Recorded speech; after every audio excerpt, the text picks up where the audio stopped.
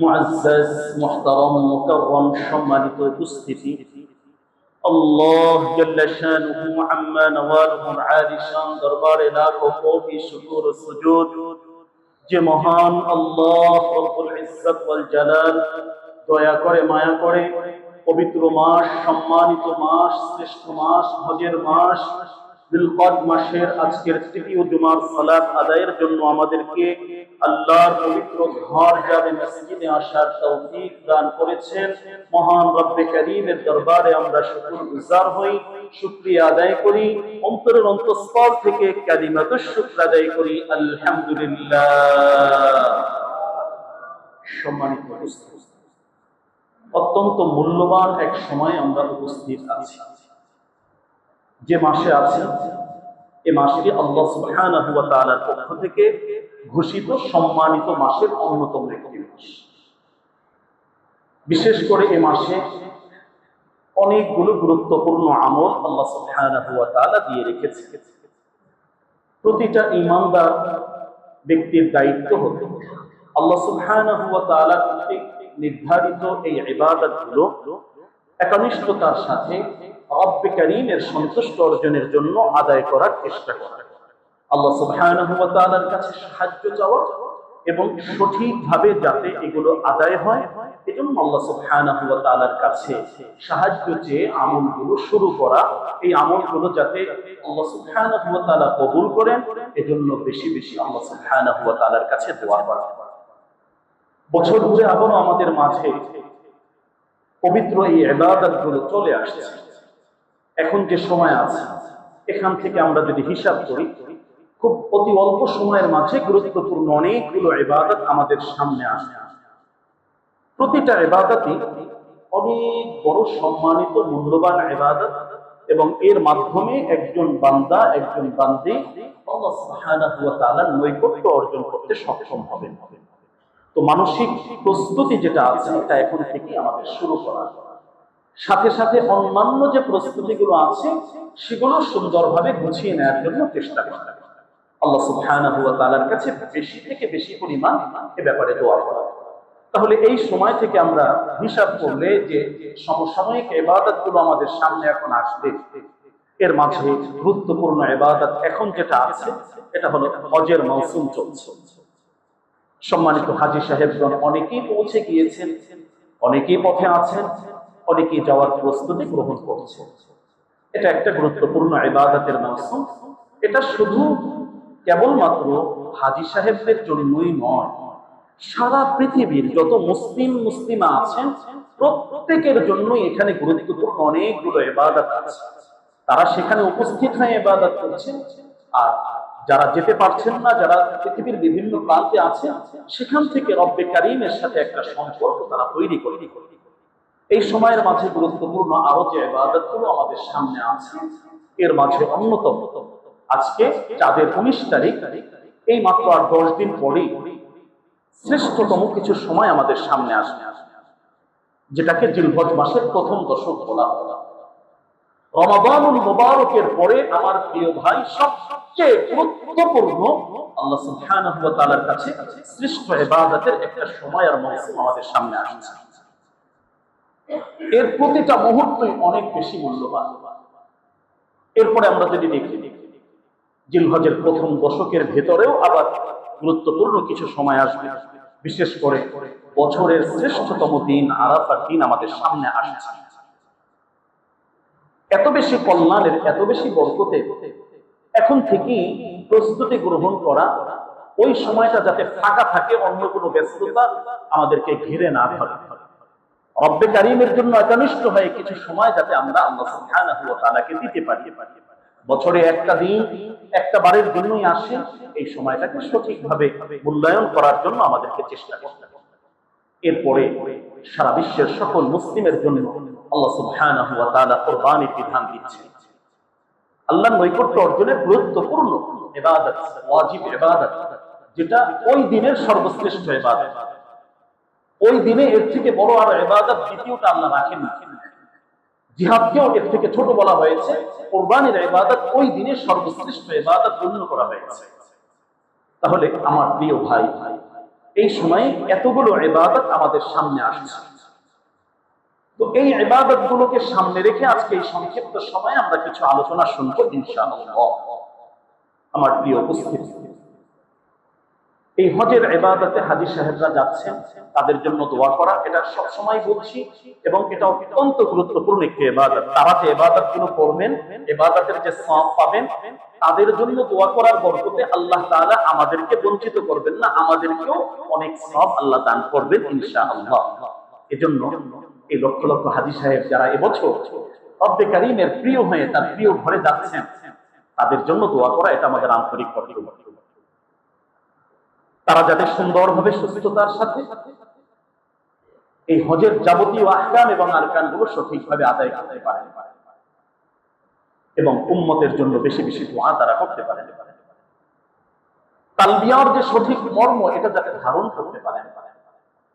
তাওহীদের একত্ববাদের যে শিক্ষা, রব্বে কারীমের সাথে সর্বোচ্চ শক্তি দিয়ে, সর্বোচ্চ সম্মাননা দিয়ে আল্লাহ সুবহানাহু ওয়া তাআলার সাথে সম্পর্ক তৈরি করা, এটা যাতে আমরা করতে পারি।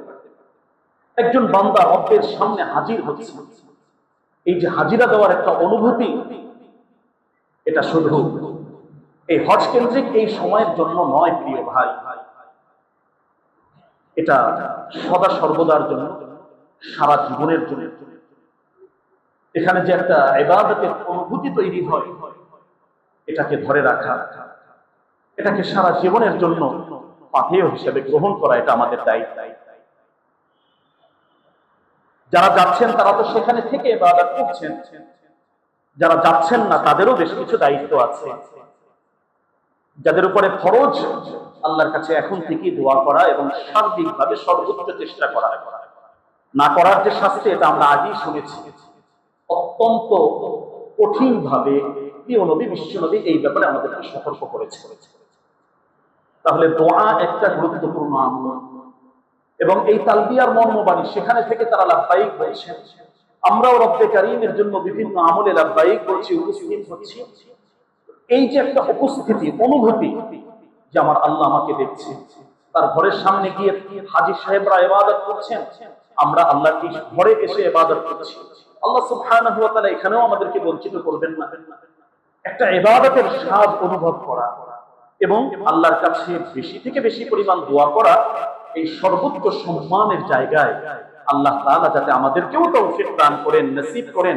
আমরা যেহেতু আমাদের কোনো ভুলের কারণে, কোনো গুনাহের কারণে বঞ্চিত হয়ে না যায়। যখন মানুষের গুনাহের পরিমাণ বেশি হয়ে যায়, আল্লাহ তাআলা ইবাদতের এই রহমত থেকে বঞ্চিত করে দেন।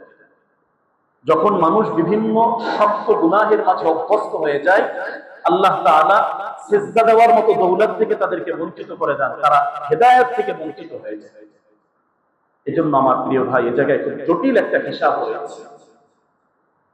যে যাই করি, তাওবার শক্তিটা নিজের ভিতরে রাখা, প্রতিদিন আল্লাহর কাছে ফিরে আসা, তাওবা করা, ইস্তিগফার করা, মহান মালিক আমার গুনাহের উপরে অসন্তুষ্ট হয়ে আমার জন্য সব দরজা বন্ধ করে দিয়েন না।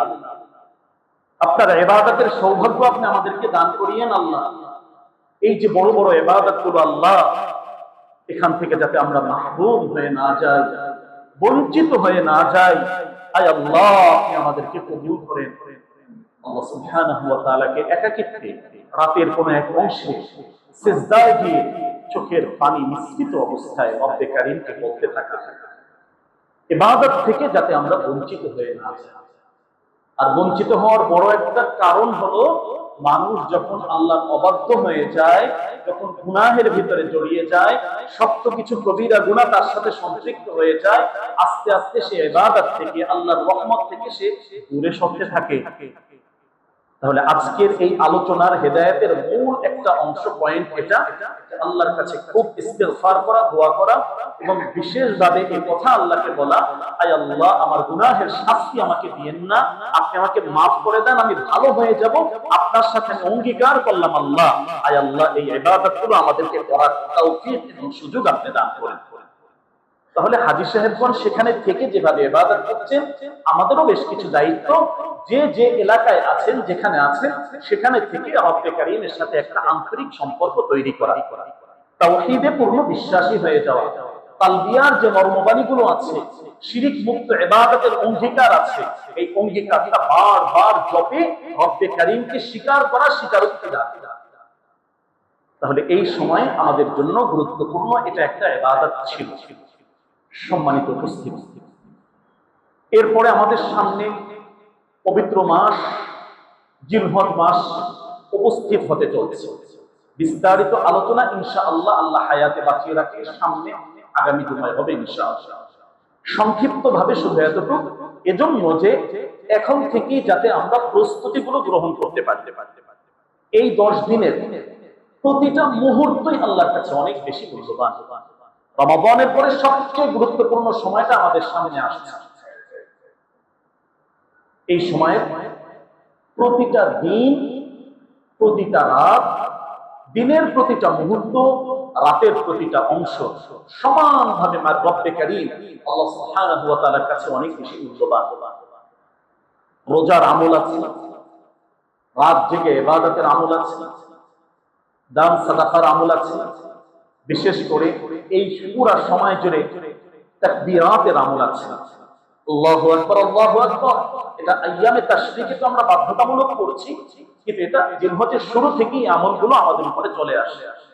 আল্লাহর বরত্ব ঘোষণা দেওয়া, আল্লাহর মহত্ব ঘোষণা দেওয়া, আল্লাহর জালাল এবং কুদরতের স্বীকারোক্তি করা প্রতিটা মুমিন নরনারীর জন্য এটা ঈমানি দায়িত্ব এবং কর্তব্য রয়েছে। তো এই সময়টা আমাদের সামনে আসতে যাচ্ছে। এই সময় আমাদের বিশেষ কোনো ব্যক্তিগত প্রয়োজন এটা থাকবে, চেষ্টা করা আগেই সম্পাদন করার জন্য। ইবাদত বাদ দিয়ে এই সময় যেন আমরা অন্য ব্যস্ততার ভিতরে জড়িয়ে না যাই। তো এই প্রস্তুতি, এই 10 দিন যাতে আমরা একটু মুক্ত থাকতে পারি, ফারেক থাকতে পারি, এজন্য আজ থেকেই ওই কাজগুলো একটু গুছিয়ে নেওয়ার জন্য চেষ্টা করতে হবে এবং আল্লাহ সুবহানাহু ওয়া তাআলার কাছে দোয়া করা যে আল্লাহ বছর ঘুরে এই মূল্যবান আসরে জিলহজ্জা, জিলহজের প্রথম দশক আবার আমাদের সামনে আসছে, উপস্থিত হচ্ছে। আয় আল্লাহ, এই সময়টা যাতে সুস্থতার সাথে সঠিকভাবে আপনার জন্য আমরা ইবাদতগুলো করতে পারি। সময়টা আসবে এবং চলেও যাবে। আমি অসুস্থ হয়ে পড়ে আছি, তো মহামূল্যবান নিয়ামত থেকে বঞ্চিত হয়ে যাবে। এই জন্য আল্লাহর কাছে সুস্থতার নিয়ামত চাওয়া। যত নিয়ামত উম্মতের উপরে আছে এর মাঝে শ্রেষ্ঠতম একটা নিয়ামত হলো খায়রুন নিয়ামাত আল আফিয়া, সুস্থতার নিয়ামত। সুস্থ থাকা, সুস্থ থাকতে পারা রব্বে কারীমের পক্ষ থেকে বড় ধরনের একটা নিয়ামত। আল্লাহ রাসূল যে দোয়াগুলো বেশি করতেন, আল্লাহুম্মা ইন্নী আসআলুকাল আফওয়া ওয়াল আফিয়া, এই দোয়াটা আল্লাহ রাসূল করতেন। আল্লাহ রাসূল বলেন আল্লাহুম্মা আফিনি ফি বাদানি, আল্লাহুম্মা আফিনি সামঈ, আল্লাহুম্মা আফিনি ফি বাসারি। আয় আল্লাহ, আপনার কাছে ক্ষমার নিয়ামত চাই, আয় আল্লাহ আপনার কাছে সুস্থতার নিয়ামত চাই। কত গুরুত্বপূর্ণ দোয়া প্রিয় ভাই। এই দোয়াগুলো বেশি করে করা। আল্লাহ রাসূল আমাদেরকে শেখাচ্ছেন যে আল্লাহ আমার শারীরিক যত ধরনের অসুস্থতা আছে সব দূর করে দেন, আমার শরীরের ভিতরে পূর্ণ সুস্থতার নিয়ামত, এই নিয়ামতটা আপনি দান করেন। বিশ্বনবী এটা শিখিয়েছেন, নামাজের পরে দোয়া করতেন, দোয়া কবুলের বিশেষ বিশেষ মুহূর্তগুলোতে আল্লাহ রাসূল এই মর্মে বিশ্বনবী আল্লাহ তাআলার কাছে দোয়া করতেন। আমাদের দোয়ার ভিতরে এই অংশগুলো প্রিয় ভাই যাতে থাকে। আমরা তো আল্লাহর কাছে চাই এটা লাগবে ওটা লাগবে, নিজে আগে সুস্থ থাকা, ইমানের উপরে থাকা, গুনাহমুক্ত জীবন যাপন করা, এগুলো আমাদের জন্য সবচেয়ে বড় নিয়ামতের অংশ। আল্লাহ রাসূল এভাবে আমাদেরকে শিক্ষা দিচ্ছেন। তাহলে এটা একটা গুরুত্বপূর্ণ পয়েন্ট যে এই জিলহজ প্রথম দশক, এই সময়টা যাতে আমরা সুন্দরভাবে ইবাদতগুলো করতে পারি, আল্লাহর কাছে এখন থেকেই এই প্রস্তুতিটা গ্রহণ করা এবং চেয়ে নেওয়া। আল্লাহর কাছে চাইতে থাকা যে আল্লাহ এই সময়টা সুস্থতার সাথে সঠিকভাবে আপনার সন্তুষ্ট মোতাবেক ইবাদতগুলো আপনি আমাদেরকে করার তৌফিক দান করুন, আল্লাহুম্মা আমিন। এর মাঝে আরাফার দিনটা আছে, বছরের শ্রেষ্ঠতম দিন। এই দিনটাও যাতে বিশেষভাবে আমরা মূল্যায়ন করতে পারি। সম্মানিত উপস্থিতি, এরপরে গোটা বিশ্ব মানবতার জন্য, বিশ্ববাসীর জন্য গুরুত্বপূর্ণ যে ইবাদত আছে এটা হলো কুরবানির গুরুত্বপূর্ণ একটি ইবাদত। এই আলোচনা আল্লাহ হায়াতে বাঁচিয়ে রাখলে সামনেও কিছু হবে, কিন্তু এর প্রস্তুতিটা প্রিয় ভাই এখন থেকেই গ্রহণ করা। অনেকগুলো প্রস্তুতি এর সাথে আছে। এটা কোনো লোক দেখানো ইবাদত নয়, এটা কোনো প্রতিযোগিতা করলাম এটার জন্য নয়। এর আধ্যাত্মিক শক্তি, আধ্যাত্মিক শিক্ষা, এগুলো এখন থেকেই আল্লাহর কাছে বলা, আল্লাহর কাছে চাওয়া। এবং এর জন্য যে প্রস্তুতিগুলো আছে, আর্থিক প্রস্তুতি, এবং অবশ্যই সেটা হালাল ইনকামের মাধ্যমে হতেই হবে। টাকা আছে, সুদ ঘুষের টাকা ব্যাংক থেকে বিভিন্ন ভাবে নিয়ে করছি, অন্যান্য দুর্নীতির পথে কামাচ্ছি, অনেকগুলো গরু দিয়ে দিলাম। প্রিয় ভাই, নিজের হিসাব নিজে একটু দ্বিতীয়বার চিন্তা করার বিষয় যে কি করছি, আল্লাহ কেনই ইবাদতটা দিয়েছিলেন আর আমরাই বা কি করছি, এটার মাধ্যমে কি পাওয়ার কথা ছিল, আর যেভাবে করছি এই প্রক্রিয়ায় কি পাবো, এটা একটু ভাবা দরকার।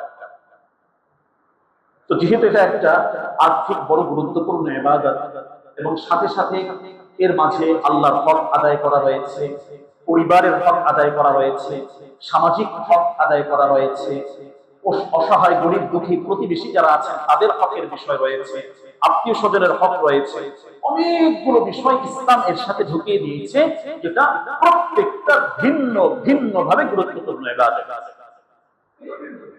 এজন্য এখন থেকে এর প্রস্তুতিটাকে সামনে রাখার চেষ্টা করা, নিয়ত করা। এই নিয়তের ভেতর থেকেই আল্লাহ তাআলা সব বান্দাদেরকে দান করতে শুরু করেন। সুবহানাল্লাহ, যে আমি করব আল্লাহ তাআলা যাতে সুন্দরভাবে হালাল ইনকামের মাধ্যমে আল্লাহর সন্তুষ্টি অর্জনের জন্য, একনিষ্ঠভাবে আল্লাহর জন্যই যেন এটা হয়। তো এখন থেকে নিয়ত করা যে আল্লাহ আপনি আমার জন্য বিশেষভাবে সেই সুযোগটা দান করেন, ব্যবস্থা করে দেন। তো এখন থেকেই কিন্তু আমরা সব এটার যে আল্লাহ তাআলা যে পারিশ্রমিক দিবেন, যে সওয়াবটা দিবেন, এটা এখন থেকে গ্রহণ করা সম্ভব। আমাদের নিয়তের উপর আল্লাহ তাআলা এটা দান করবেন।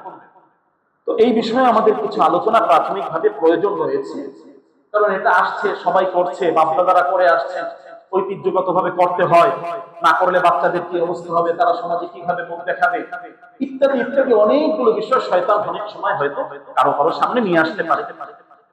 এজন্য এটার মূল মর্মটা আসলে কি, আধ্যাত্মিক শক্তিটা কোন জায়গায়, এর সংযোগটা কোথায় রয়েছে, এখান থেকে শিক্ষাগুলো ধারণ করে এর ফাজাইলগুলো সামনে রেখে আল্লাহ সুবহানাহু ওয়া তাআলার জন্য এই মহান সম্মানিত আমলটা করার জন্য আমরা চেষ্টা করি। বিধানগত দিক থেকে এটা তো আল্লাহ তাআলা ফরজ করেছেন, কি পরিমাণ সম্পদ কিভাবে করবে, এটা একটা বিধান আছে। কিন্তু উৎসাহের দিক থেকে ভিন্নভাবে কথাটা সাহাবায়ে কেরামের আমলটা আমরা সামনে যদি রাখি, তাহলে এটা এভাবে আমাদের সামনে আসবে। সাহাবায়ে কেরাম, আল্লাহ রাসূল যখন এই ফাজাইলগুলো বর্ণনা করেছেন, প্রত্যেক সাহাবী সর্বোচ্চ চেষ্টা করেছেন এই আমলটা যাতে ছুটে না যায়। এমন ইতিহাসও রয়েছে, সাহাবায়ে কেরামের অনেকের নগদ তখন টাকা ছিল না, খুব কাছের মানুষ যাদের থেকে ধার পাওয়া, ঋণ পাওয়া সম্ভব, তারা পরিশোধ করতে পারবেন বা পরবর্তীতে কিছুটা সময় দিয়ে তিনি পরিশোধ করতে পারবেন, এরকম সুযোগ আছে। তারা কি করছেন, তারাও সর্বোচ্চ গুরুত্ব দিয়ে ইবাদতটা করেছেন, যে এই 3 দিন চলে গেলে এই ইবাদতের সুযোগ আর থাকবে না, কিন্তু টাকাটা দেওয়া সম্ভব হবে বা অন্য সময় অন্য আমল করার সুযোগ থাকবে, কিন্তু এই সময়ের ভিতরে সর্বশ্রেষ্ঠ ইবাদত যেহেতু আল্লাহ রাসূল ঘোষণা করেছেন, এর থেকে শ্রেষ্ঠ ইবাদত দ্বিতীয়টা তো আর হতেই পারে না। তো আমাকে সর্বোচ্চ ভাবে চেষ্টা করা, যে কোনো মূল্যে যাতে এই ইবাদতটা আমরা করতে পারি। সাহাবায়ে কেরাম এটা করতেন। প্রিয় অনেক জিনিস বিক্রি করে হয়েও তারা কুরবানি করেছেন, ইতিহাস রয়েছে। ঋণ করে, ধার করে করেছেন, এমন ইতিহাস রয়েছে। তবে এভাবে বলছি না যে তাদের উপরে ফরজ বা তাদের উপরে ওয়াজিব, উৎসাহমূলক কথার জায়গায় এই কথাটা আমি বলছি, যাতে এখান থেকে বঞ্চিত না হই। কেন এমনটা প্রিয় ভাই, এত গুরুত্ব কেন দিয়েছেন, এত বেশি সওয়াব আল্লাহ তাআলা এই আমলটার সাথে রেখেছেন, খুব কম জায়গায় এই সওয়াব অর্জন করা সম্ভব হয়। দীর্ঘ হাদিস রয়েছে, বিশ্বনবী সাল্লাল্লাহু আলাইহি ওয়াসাল্লাম ইতিহাস বলছেন পুরা কুরবানি, সেখানে মৌলিকভাবে সাহাবায়ে কেরাম প্রশ্ন করলেন, ইয়া রাসূলুল্লাহ, আমরা যদি করি আমরা কি পাবো, আমাদের কি লাভ হবে? মানুষ তো লাভের লোভী, যেখানে লাভ দেখে, ব্যবসা ভালো দেখে, যত কষ্টই হোক ওটাকে গ্রহণ করার জন্য চেষ্টা করে। ভালো ব্যবসা দেখবে, রাত 2টা-3টা নয়, যদি বলে ওখানে অনেক ব্যবসা আছে, তো ওই জায়গায় ওই সময় আমরা সবাই, মানবীয় দুর্বলতা, ওখানে আমরা উপস্থিত হবই হব। তো সাহাবায়ে কেরাম ইবাদত যখন বিশ্বনবী বলতেন, তারা এই ফজিলতগুলো জানতে চাইতেন যে এটার জন্য কি ফজিলত আমি পাবো, বা এর কি পুরস্কার আল্লাহ আমাদেরকে বিশেষভাবে দান করবেন। বিশ্বনবী সাল্লাল্লাহু আলাইহি সাল্লাম বললেন, দেখো, তুমি যে একটা পশু কোরবানি করছো, এই পশুর গায়ের ভেতরে যতগুলো পশম আছে, সওয়াবের পরিমাণ বোঝানোর জন্য বিশ্বনবী কোন জায়গায় কথাটা বললেন, এই পশুর শরীরে যতগুলো পশম আছে, প্রতিটা পশমের বিনিময়ে আল্লাহ তাআলা তোমাকে নেকি আর সওয়াব দান করছেন। সুবহানাল্লাহ। আমি খরচ করলাম 1 লাখ টাকা, খরচ করলাম 1.5 লাখ টাকা, কত কোটি পশম এই পশুর শরীরে যা আছে, এর মাধ্যমে এত বেশি সওয়াব অর্জন করা, যেটা অর্থের উপর থেকে চলে যায়। দ্বিতীয়, খুব কম আমলের ভিতরে এত বেশি ব্যাপক সওয়াব অর্জন করা সম্ভব হয়। অসংখ্য অগণিত সওয়াব আল্লাহ তাআলা বান্দাদেরকে দান করেন। আর একটা বিষয় কি প্রিয় ভাই, এই সওয়াবটাই আমাদের প্রয়োজন। কিয়ামতের ময়দানে এই পুরস্কারটাই প্রয়োজন। আল্লাহ তাআলা বান্দাকে সওয়াব দান করবেন, আল্লাহ তাআলা প্রতিদান দান করবেন, আল্লাহ তাআলা গুনাহগুলো মুক্ত করে এই প্রতিদানের মাধ্যমে তাকে জান্নাত দান করবেন। এটাই হলো আমাদের জীবনের সর্বশেষ কথা, যে আমরা জান্নাতে যেতে পারি। তার জন্য এটা একটা গুরুত্বপূর্ণ আমল হিসেবে উল্লেখ করা হয়েছে। তাহলে সাহাবায়ে কেরাম বিধানগত দিক থেকে নয়, উৎসাহের জায়গা থেকে তারা এই আমলটাকে শক্তভাবে আঁকড়ে ধরতেন, যে এই 3 দিন চলে গেলে এটা দ্বিতীয়বার সম্ভব নয়। কিন্তু অন্যান্য যে আমলগুলো আছে সেটা আগে পরে করার সুযোগ আছে, সম্ভব আছে। তাহলে এই মর্মেও আমাদের আরো কিছু জিনিস জানার প্রয়োজন রয়েছে, যাতে করে এই সামনে আমাদের এত গুরুত্বপূর্ণ ইবাদতটা আসছে, এই ইবাদতটা সঠিকভাবে আল্লাহর জন্য যাতে আমরা করতে পারি। এখন থেকে প্রস্তুতি গ্রহণ করা, আল্লাহর কাছে দোয়া করা, আর্থিক বিশেষ প্রস্তুতি যেটা আছে একমাত্র হালাল ইনকামের মাধ্যমে অবশ্যই হতে হবে, যদি আল্লাহর কাছে কবুল করাতে চাই। টাকা পয়সা আছে, বিভিন্ন ভাবে মিশ্রিত টাকা পয়সা, এটা নয়। এত সওয়াব যে বলা হয়েছে, এটা সম্পূর্ণভাবে হালাল ইনকামের উপরে, হালাল উপার্জনের মাধ্যমে আল্লাহর জন্য যে কোরবানিটা করা হবে, এটাও।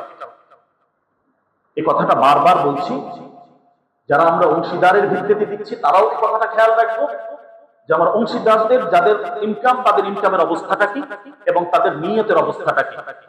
শুধুমাত্র গোশত খাওয়ার নিয়ত, সবার কোরবানি বাতিল হয়ে যাচ্ছে। খুবই গুরুত্বপূর্ণ একটা বিষয় এটা প্রিয় ভাই। এখন থেকে সেই প্রস্তুতি গ্রহণ করা, অনেক বড় এটা নয়, ব্যক্তিগতভাবে ছোট হোক, নিজেরটা নিজের মতো করে আমার নিয়ত যেটা আল্লাহর কাছে আমি পেশ করি, এভাবে হতে পারাটা আরো বেশি কল্যাণের, আরো বেশি উত্তম। তাহলে এই বিষয়ে সংক্ষিপ্ত আরো কিছু বিষয় আমাদের সামনে রাখা উচিত। কোরবানির যে এই ঐতিহাসিক ক্ষেত্র এবং পটভূমি যেটা রয়েছে, এখানে দুটো বিষয় আমরা প্রাথমিকভাবে দেখতে পাই। জাহিলি যুগেও এই বিষয়টি ছিল, কিন্তু এটা একটা কুসংস্কার হিসাবে ছিল। তারা তাদের প্রতিমাগুলো যে আছে, মূর্তিগুলো আছে, এর জন্য তারা উৎসর্গ করত, তারা এটাকে কোরবানি নামে চালিয়ে যেত। এটা সম্পূর্ণভাবে হারাম এবং শিরকি একটা বিষয়। মুসলমান সমাজের ভেতরে অনেক সময় এভাবে দেখা যায়, বিভিন্ন দরগা, বিভিন্ন দুর্গা, বিভিন্ন বাবা, এদের নামে মান্যত করা হয়, এদের নামে জপ করা হয়। ওই কুসংস্কারেরই একটা অংশ, যেটা সম্পূর্ণভাবে শিরকি গুনাহ। এখান থেকে মুসলিম সমাজকে অবশ্যই বেঁচে থাকতে হবে। ইসলামিক ভাবে যে কোরবানি, এই শব্দটা এসেছে কুরবান থেকে।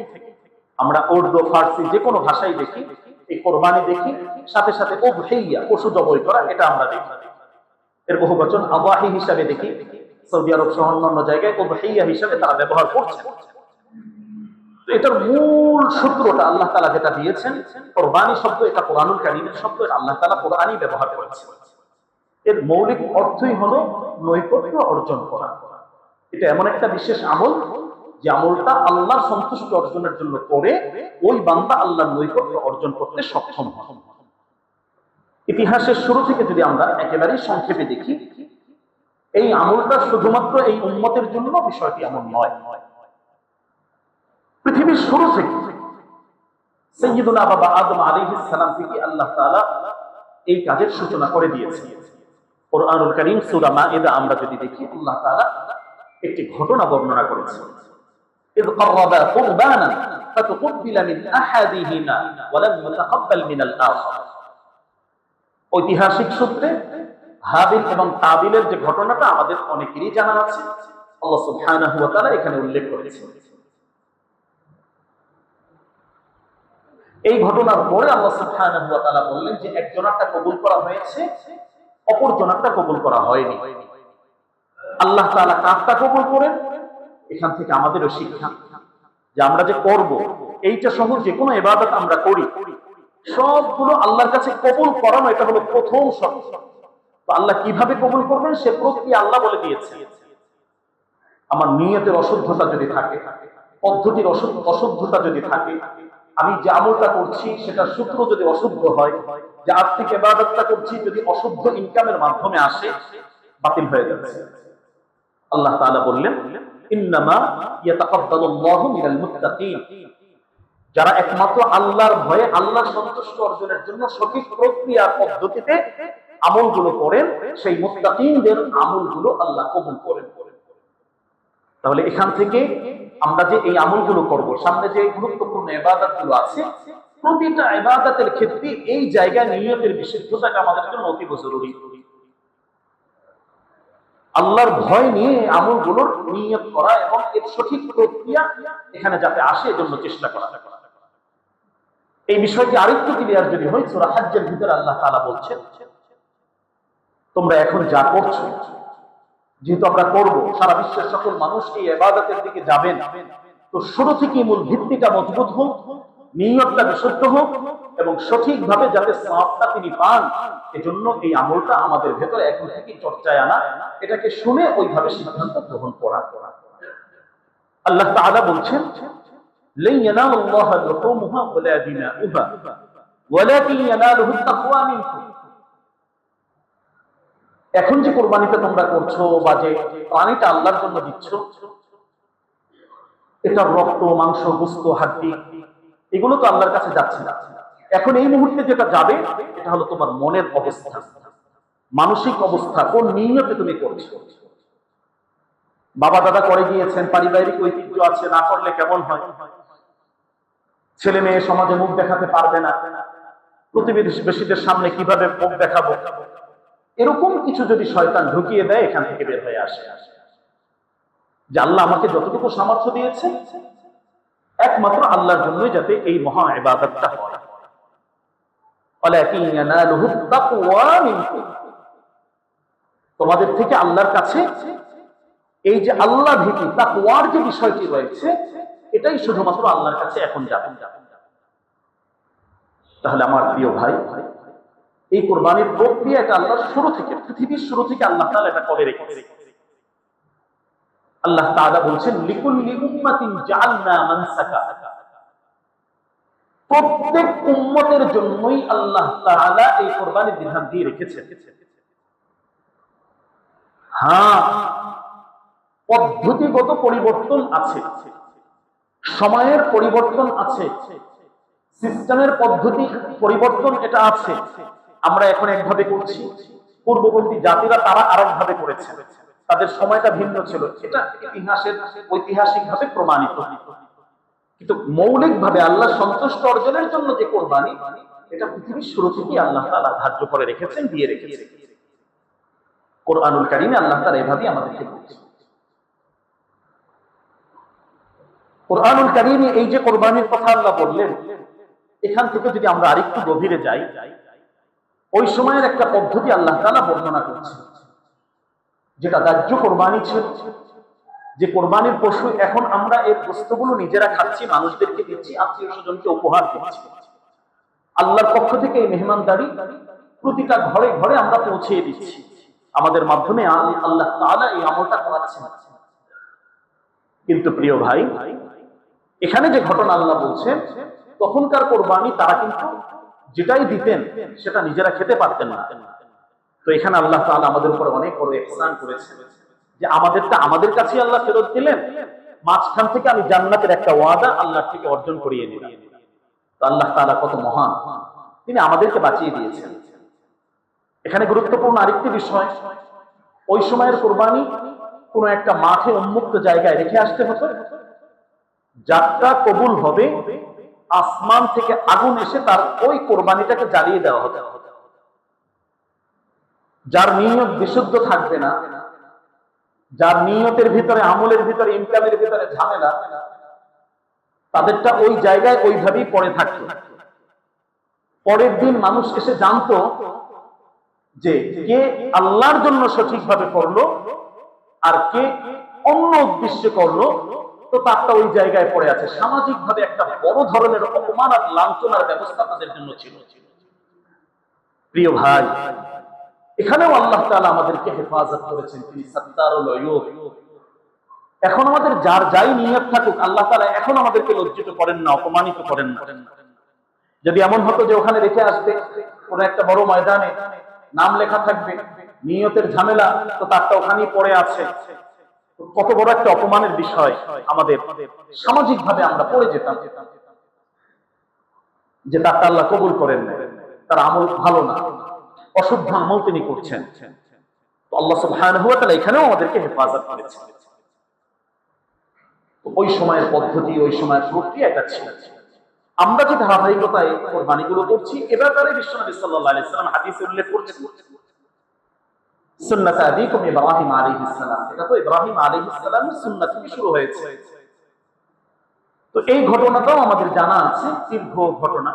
কোরআনে মাজিদে একাধিক জায়গায় আল্লাহ বর্ণনা করেছেন, বিশেষ করে সূরা সাফফাতের 99 নং আয়াত থেকে আল্লাহ তাআলা এই ঘটনাটা পরিপূর্ণভাবে 100, 102, 3, 4 এই আয়াতগুলোতে আল্লাহ তাআলা সুন্দরভাবে বর্ণনা করেছেন। ইতিহাসের পেছনের সেই অংশে যদি আমরা চলে যাই, ইব্রাহিম এবং ইসমাঈল আলাইহিস সালামের ওই সময় যদি চলে যাই, আল্লাহ সুবহানাহু ওয়া তাআলার কত বড় ইহসান আমাদের উপর আল্লাহ তাআলা করেছেন। ইব্রাহিম আলাইহিস সালামকে আল্লাহ তাআলা সরাসরি তার কলিজার টুকরো সন্তানকে কোরবানির জন্য নির্দেশ দিয়েছিলেন। আল্লাহ হেফাজত করেছেন, এরকম কোন নির্দেশনা আল্লাহ আমাদেরকে দেননি। কি অবস্থা হতো প্রিয় ভাই,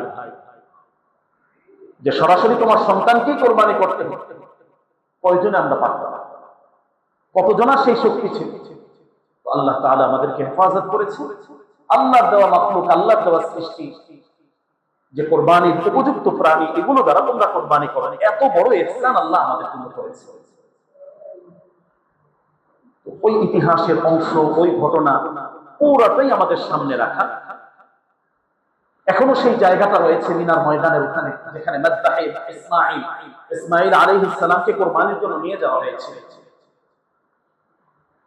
আল্লাহ সুবহানাহু ওয়া তাআলা এমন নির্দেশ দিয়েছেন, উভয় পয়গম্বর পৃথিবীর ইতিহাস দ্বিতীয়বার এরকম কোন ঘটনা আর দেখেনি। বাবা তিনিও কেমন, সন্তান তিনিও কেমন আল্লাহর জন্য, ইতিহাস আমাদের জানা। প্রিয় ভাই, কোরবানি আমরা করব, ইতিহাসের এই অংশগুলো কিছুটা নিজেরা ধারণ করার চেষ্টা করা, যেটা আজকের বিষয় না, এটা এখনের কোনো বিষয় না, এটা আল্লাহ তাআলা ওই বান্দাদেরকে দিয়ে করিয়েছেন যারা তার প্রিয় বান্দা। তো আমার মতো গুনাহগারকে আল্লাহ কোরবানির তাওফিক দিচ্ছেন, এটা আল্লাহর বড় ইহসান, বড় করুণা, অনুগ্রহ। আমার ভুল সিদ্ধান্ত আর গুনাহের কারণে এত বড় কল্যাণকর বরকতময় আমল থেকে আমি নিজেকে যাতে বঞ্চিত না করি। এজন্য আবারও বলছি, নিয়তের যে ঝামেলাগুলো আমাদের চলছে, এখান থেকে নিয়তটাকে আবার বিশুদ্ধ করার চেষ্টা। এত বড় মহান আমল আল্লাহ যেটা পয়গম্বর আলাইহিস সালাম দ্বারা করিয়েছে। আমাদের প্রিয় নবী সাল্লাল্লাহু আলাইহি সাল্লামের গুরুত্বের জায়গায় যদি আমরা দেখি, বিশ্বনবী 10 সিনিন মদিনায় 10 বছর ছিলেন। এমন কোন সময় এই 10 বছরের কোন একটি বছর বাদ যায়নি যে বিশ্বনবী কুরবানি করেন। আল্লাহ রাসূল করতেন, একাধিক করতেন, নিজ হাতে নিজের কুরবানি এভাবে পশুগুলো কুরবানি করেন। 60টার অধিক কুরবানি আল্লাহ রাসূল নিজ হাতে এক বছর একত্রে করেছেন।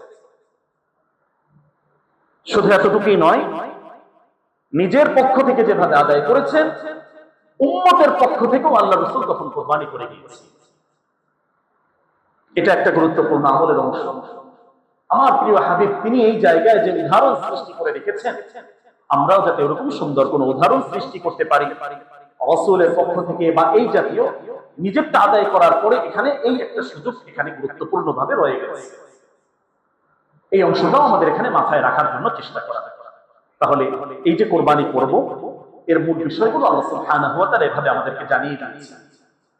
এখন আসুন বিধানগত দিক থেকে কিভাবে আমরা কোরবানির যে বিধান, এটা হলো ওয়াজিব বিধান। আল্লাহ রাসূল গুরুত্বপূর্ণ ভাবে এটা বলেছেন এবং এ ব্যাপারে এত কঠিন কথা আল্লাহ রাসূল বলেছেন যাদের সামর্থ্য আছে, সামর্থ্যের কথা আমি সামনে বলছি, তো এই সামর্থ্য আছে এর পরেও যারা কোরবানি করলো না ফালা ইয়াহবুরান্না মুসাল্লানা, তারা যেন আমাদের ঈদগাহের আশপাশেও না আসে। টাকার মায়া মহব্বতে অনেক সময় করি না, ঠিক আছে হবে, আল্লাহ রাসূল এত শক্ত কথা বললেন, শাস্তি এটা প্রিয় ভাই, তারা যেন এর আশপাশেও না আসে। কত শক্ত ধমক বিশ্বনবী এখানে দিয়ে রেখেছেন। এখন থেকে এটা একটা সিদ্ধান্তের ব্যাপার। বিধানগত যে সামর্থ্যবান হওয়া, নিসাবের মালিক হওয়া, এই হিসাব আমরা রমাদানের সময় করেছি, যাদের উপরে যাকাত ফরজ বা যাকাতের হিসাবটা আমরা যেভাবে করেছি। তো যাকাতের জন্য সারা বছর সম্পদ থাকা শর্ত, কিন্তু এখানে শুধু কুরবানির ওই 3 দিন তার কাছে যদি 52.5 ভরি রূপা কিংবা এটা কেনার মতো যে অর্থটা আছে, এই অর্থটার মালিক তিনি যদি হন, এই 3 দিনের ভিতরে তার কাছে এটা থাকে প্রয়োজন অতিরিক্ত, তাহলে তার উপর এটা ওয়াজিব হয়ে যায়। রূপার দাম এটা তো ওঠানামা করে, বর্তমান যদি আমরা দেখি 3,500 থেকে 4,000-এর ভিতরে এখন ভরি চলছে। তাহলে ওইভাবে আমরা হিসাব করি না, এটা প্রতিদিনই ওঠানামা করছি। তো আমরা এইভাবে মোটামুটি যদি আমরা দেখি তাহলে 1,90,000 বা 2 লাখ টাকা এরকম টাকা কোরবানির এই 3 দিন যাদের কাছে আছে, প্রয়োজন অতিরিক্ত যাদের কাছে থাকবে, প্রিয় ভাই এতক্ষণ যে আলোচনা করলাম যে দিতে হবে ওয়াজিব, তাদের জন্যই এই বিধান এবং আল্লাহ রাসূল এটা ওয়াজিব করে দিয়েছেন। তাহলে বিধানগত দিক থেকে এভাবে আমরা এটা করতে পারি। এক্ষেত্রে আমাদের এই আমলের প্রধান রূপ এবং আত্মাই হলো নিয়তের বিশুদ্ধতা। এই নিয়ত যাতে আমাদের বিশুদ্ধ থাকে এটা আমাদেরকে অবশ্যই খেয়াল রাখতে হবে। ফজিলতের দিক থেকে ফাজাইল যদি জানা থাকে পুরস্কার কি পাবো, তাহলে আমল করা সহজ হয়। এক্ষেত্রে বিশ্বনবী থেকে কয়েকটি কথা আমি শুনিয়ে দিচ্ছি।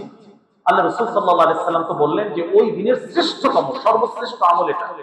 একজন ওই দিনে 1 লক্ষ টাকা দান করলেন, ওই দান থেকে আরেকজন 20,000 টাকা দিয়ে একটা খাসি কোরবানি দিলেন, এই 20,000 টাকা খাসির মূল্য আল্লাহর কাছে অনেক অনেক অনেক গুণ বেশি সওয়াব বহন করবে ইনশাআল্লাহ। ওই দিনের সর্বশ্রেষ্ঠ আমল এটা। আল্লাহ তাআলা ওইভাবেই আমাদেরকে বলেছেন, বিশ্বনবী এভাবেই আমাদেরকে শুনিয়েছেন। তাহলে এটা আল্লাহ সুবহানাহু ওয়া তাআলার এই বিধানটা পালন করা সম্ভব। এবং বিশ্বনবী এখানে আরো বলেছেন ইয়াউমাল কিয়ামাতি, যে এই যা কিছু এখানে দিবে এর পুরাটা একটা রক্ত মাংস হাড্ডি যা আছে কিয়ামতের ময়দানে মিজানের পাল্লায় রাখা হবে, ওই সমপরিমাণ সওয়াব তোমার আমলনামায় চলে আসবে। সুবহানাল্লাহি ওয়া বিহামদিহি, কি সওয়াব অর্জন করার একটা সুবর্ণ সুযোগ আল্লাহ তাআলা আমাদের জন্য তৈরি করে দিয়েছে। যারা করবে না, ওয়াজিব ত্যাগ করার যে গুনাহ, এই গুনাহটা তার উপরে চলে আসবে। এর মাধ্যমে কৃপণতা, কৃপণদের যে শাস্তি এটা এখান থেকে তার উপরে চলে আসে। এবং সবচেয়ে বড় বিষয়, বরকত নষ্ট হওয়ার মতো যে গুরুত্বপূর্ণ বিষয়, এই বরকত নষ্ট হওয়ার বিষয়টা এখানে চলে আসে। তাহলে বিশ্বনবী বললেন ফাতিবু বিহা নাফসা, এটা আল্লাহ রাসূলের কথা যে মন খুলে প্রাণ খুলে আল্লাহ সন্তুষ্ট অর্জনের জন্য তোমরা এই কাজে ঝাঁপিয়ে পড়ো এবং বেশি বেশি তোমরা এই কাজে আমলটা করতে থাকতে। তাহলে এখন থেকেই প্রস্তুতি গ্রহণ করা এবং নিজেরা এই আমলটা সুন্দরভাবে যাতে করতে পারি সেজন্য আমাদেরকে ওইভাবে চেষ্টা করতে হবে। এবং এক্ষেত্রে আরো যে বিষয়গুলো রয়েছে, আমাদের দায়িত্বে যারা রয়েছেন তারাও যাতে আমলটা করতে পারেন, অনেকের ইচ্ছা আছে, তো তাদের বেতন, তাদের বোনাস, তাদের হাদিয়া, তাদের সহযোগিতা যা যা করার এর আগেই করে দেওয়া, যাতে করে ওই সময় যাদের এই নিয়ত আছে যে আমি একটু করতে পারি, করার ইচ্ছা আছে, কিন্তু বেতনও পাচ্ছি না, বোনাসও পাচ্ছি না, অন্যান্য ওইভাবে আসছে না, তো আমাদের জন্য কঠিন। এখানেও বিশ্বনবী সাল্লাল্লাহু আলাইহি সাল্লামের এই হিদায়াত এবং নির্দেশনা থেকে যদি আমরা দেখি, তাহলে এই জায়গায় আমাদের যাদের অধীনস্থ যারা আছেন, যারা আমরা দায়িত্বশীলতার জায়গায় আছি, সেখান থেকে আমাদের নিচের যারা আছে তাদের জন্য কি করার এটা আমাদেরকে ওইভাবে করতে হবে। এক্ষেত্রে অপচয় এবং লোক দেখানো কোনোভাবেই যাতে আমার নিয়তের ভিতরে এটা ঢুকতে না পারে। এবং আল্লাহর হুকুমের সামনে যেভাবে ইব্রাহিম ইসমাঈল আলাইহিস সালাম নিজেদেরকে আত্মসমর্পণ করে দিয়েছেন, এই কোরবানের শিক্ষার একটা বড় অংশ আমরাও আল্লাহর সামনে পরিপূর্ণভাবে যাতে আত্মসমর্পণ করতে পারি। কোরবানির প্রকৃত যে একটা শিক্ষা রয়েছে, শুধু পশু কোরবানি দিলাম, ফেলে আসলাম, খেয়ে দিলাম, ফ্রিজে রাখলাম, এটা নয়। এখান থেকে গভীরভাবে আধ্যাত্মিক যে শিক্ষাগুলো, মনের পশুত্বের যে একটা কোরবানি, অহংকার হিংসার যে একটা কোরবানি, একমাত্র আল্লাহর জন্য হয়ে যাওয়া, সমস্ত গুনাহ ছেড়ে দেওয়ার একটা কোরবানি, এই শিক্ষাগুলো প্রিয় ভাই এখানে আমাদেরকে ধারণ করতে হবে। এক্ষেত্রে যে লোভ কাজ করছে, এক্ষেত্রে যে লালসা কাজ করছে, এখান থেকে বের হয়ে আসে। এমনটা না হয় দিচ্ছি তো সারা বছরের একটা খাওয়ার ব্যবস্থা যাতে এমনটা হয়ে যায়, ফ্রিজের ভিতরে রাখলাম, ছোট ফ্রিজে হচ্ছে না, বড় ফ্রিজ কিনে আবার ঢুকিয়ে রাখলাম। তাহলে আল্লাহ তাআলা যে আধ্যাত্মিক বিধানটা দিয়েছেন, সামাজিক এখানে অনেক অংশ রেখেছেন, আত্মীয় স্বজনের অংশ রেখেছেন, ওই জায়গা থেকে আমরা কিন্তু সরে আসলাম। এটা আল্লাহর কাছে আমরা ধরা খেয়ে যেতে পারি। তো কোরবানি করা মনের পশুত্বের কোরবানির সাথে সাথে লোভ লালসার যে কোরবানিগুলো রয়েছে, সেই কোরবানিগুলো সঠিকভাবে সুন্দরভাবে এক্ষেত্রে আমাদেরকে পরিপূর্ণভাবে আদায় করতে হবে। সম্মানিত উপস্থিতি, আল্লাহ সুবহানাহু ওয়া তাআলার জন্য আল্লাহ তাআলা যাতে এই মহান আমলটা আমাদেরকে করার তৌফিক দান করেন। তাহলে আজকে এই আলোচনায়, জুমা পূর্ব আলোচনায় আমরা কি কি শুনলাম? যে এখন যে সময় আমরা আছি, সামনে আমাদের বেশ গুরুত্বপূর্ণ অনেকগুলো ইবাদত আছে। এই ইবাদতগুলো যাতে আমরা করতে পারি, এর জন্য নিজেকে ফারেক করা, আল্লাহর কাছে দোয়া করা। হজের ইবাদত হাজী সাহেবরা যেভাবে করছেন, এখানে থেকেও আমাদের কিছু দায়িত্ব রয়েছে। জিলহজের প্রথম দশকের গুরুত্বপূর্ণ সময়গুলো প্রতিটা মুহূর্তই যাতে আমাদের কাজে লাগে, এবং সর্বশেষ কোরবানি সংক্রান্ত সংক্ষিপ্ত কিছু বিষয় যাতে সামনে এই কোরবানির আমলটা আল্লাহর জন্যই আমরা করতে পারি। আল্লাহ তাআলা সমস্ত কাজ ইবাদত একমাত্র আল্লাহর জন্য করার তৌফিক দান করুন। আজকে এখানেই শেষ করছি। ওয়া আখিরু দাওয়ানা আনিল হামদুলিল্লাহি রাব্বিল আলামিন।